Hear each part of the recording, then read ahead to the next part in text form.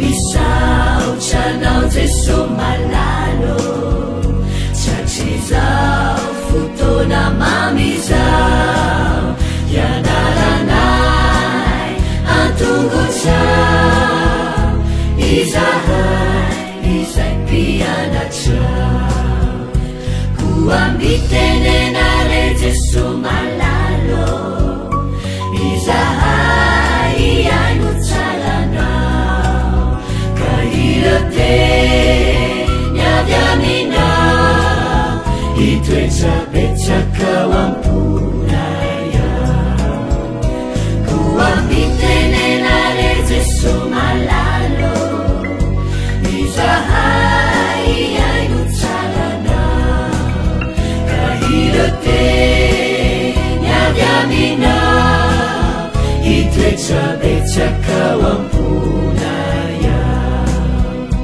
hirate niavy aminao itoetrapetsakao amponaya.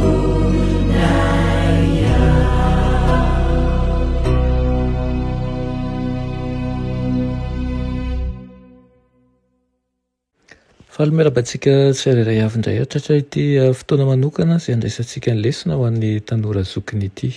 Sotran'Andriamanitra hatranisika fa mbola nomeny ny teniny ary nomeny ny fahasoavany hatrany. Alohan'ny hidirantsika ny amin'ny lesona ny dia hivavaka isika. Tompoandriamanitra mbola misaotranao izahay ny amin'ny tompo tiavana hatrany izay aposako aminay. Irina tokoa tompo raha hoe ho anilanay mandrakariva ianao ary anamboatra anay ho araka ny sitraponao.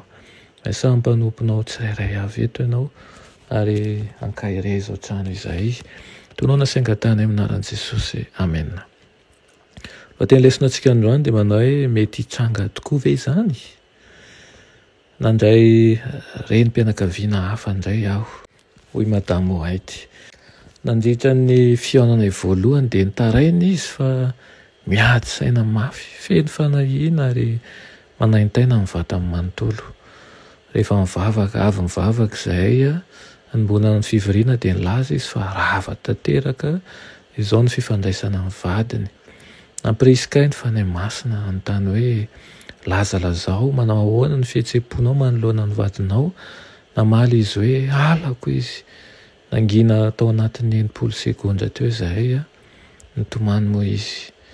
Teny mihazo fotoana andinihana an'izay nolazainy aho ary hanome fotoana hiasan'ny fanahy masina. Nanoro hevitra azy aho mba hivavaka, mba hananany sain'i Kristy ahafahany mahita ny vadiny amin'ny mason'i Kristy ary hifandray aminy amin'ny fomba vaovao. Nandritra ny fihaonanay manaraka, 2 herinandro tateo aoriana dia nanontany ahy hoe manao ahoana ny fizotran'ilay toe-javatra. Namaly izy fa nilamina ny zavatra rehetra. Nanontany azy aho hoe inona no mahatonga ny fiovana dia hoy izy hoe isaky ny maraina ary indraindray mandritra ny andro dia narahako ilay torohevitra ao nivavaka ako mba hanana ny sain'i Kristy. Nanomboka nahatsapa fiovana tao am-poko aho izy ary nanomboka nahita ny vadiko tamin'ny fijery hafa. Avy eo nasehon'i Jesosy ahy ny fomba tokony hamaliko azy am-pitiavana, ampaharetana ary ampahatsara-panahy. Rehefa ny farana ny herinandro voalohany dia nilaza ny vadiko fa nanohy lalàna amin'ny fony ny fomba nifandraisako taminy. Nanomboka niova koa izy ary tamin'ny sabata lasa teo dia niaraka nakany am-piangonana izahay raha efa antaonany maro ny tsy niara-mivavaka. Tsotra ilay mivavaka, ilay vavaka mba hanana ny sain'i Kristy nefa lalina tokoa. Ho an'Andriamanitra rery ny voninahitra. Amin'izao fotoana izao eo am-pamakiana an'ity lahatsoratra ity dia manavitra ny fanambadian'ny olona Jesosy. Mampiavana an'ireo mpianakavy mifandrafy izay manana ny fiankinan-dohany isan-karazany ary manova ny fiainan'ny olona amin'ny fomba tena mahagaga. Tsy voatery ho eo no eo izany, tsy manerina iza na iza velively anaiky fanovan'Andriamanitra. Tsy afaka mibaiko ny toe-tsain'ny olona isika na izay ho anjarany, fa afaka misafidy an'i Jesosy ho an'ny tenantsika kosa. Afaka miaiky ny fahotantsika isika ary mandray ny famelan-keloka omeny. Afaka manaiky ny fiainana mandrakizay atolony isika ary mamela azy hanova ny fomba fifampikasoantsika, fifampitondrantsika amin'ny hafa. Ankoatran'izany, amin'ny toe-javatra enjana kokoa, raha misy herisetra ara-batiny na ara-tsaina na ara-pananana ao anatin'ny fifandraisana, dia tokony ampiarina koa ny fepetra, fiarovan-tena sy ny fitadiavana ny vony izay tena ilaina.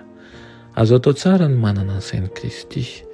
Hoy Jakoba 4:4 manao hoe tsy manana ianareo satria tsy mangataka.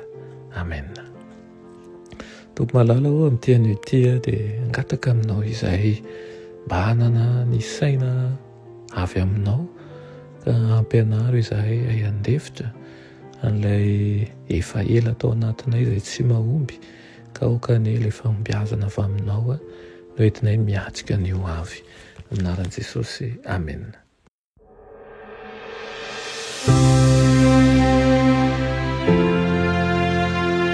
Mianatra eo an-tongotry Jesosy isan'andro.